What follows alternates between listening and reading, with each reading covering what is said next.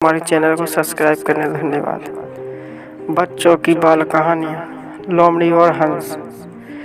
एक लोमड़ी और एक हंस दोनों आपस में अच्छे दोस्त थे। एक दिन लोमड़ी ने हंस को दावत पे बुलाया अपने घर। हंस दावत पे गया और लोमड़ी ने दोनों के लिए खीर बनाई, लेकिन लोमड़ी ने जानबूझकर दोनों के लिए प्लेट में खीर परोसी। अब हंस के सामने परेशानी यह थी कि वो खीर खाए तो कैसे खाए, क्योंकि हंस का मुंह तो पतला होता है और उसकी चोंच भी बिल्कुल ऐसी नहीं थी कि वो एक प्लेट में रखी हुई खीर आसानी से खा सके। इसलिए बहुत कोशिश करने के बाद भी हंस कुछ ना खा सका।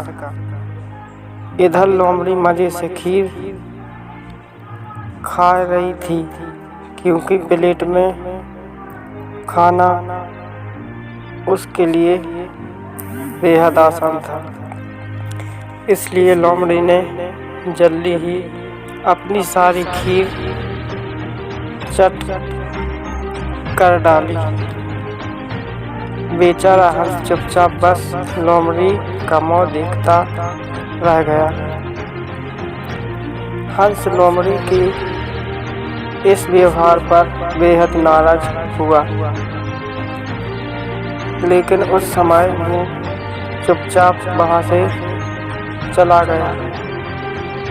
अब वो लोमड़ी से इस अपमान का बदला लेना चाहता था। इसलिए कुछ दिन बाद उसने भी लोमड़ी को अपने घर दावत पे बुलाया। इस बार हंस ने दोनों के लिए खिचड़ी पकाई।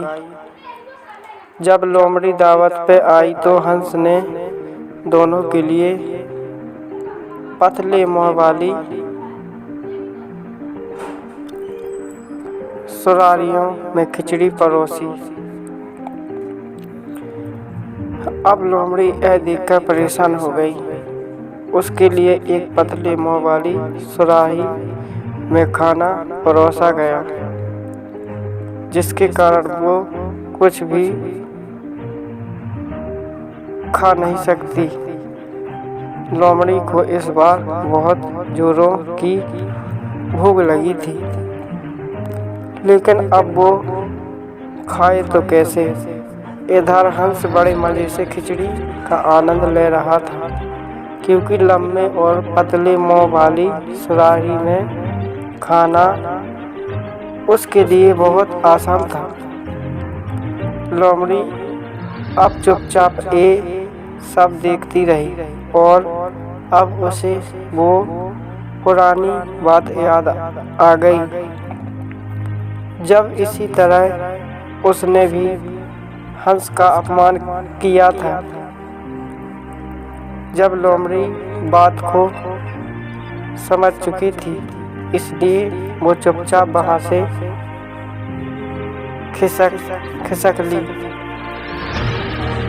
इस प्रकार हंस ने अपने अपमान का बदला ले लिया। कहानी से शिक्षा। घर आए मेहमान का कभी अपमान नहीं करना चाहिए। दोस्तों, अगर ये कहानी आपको पसंद आई हो तो हमारे चैनल को सब्सक्राइब करें। धन्यवाद।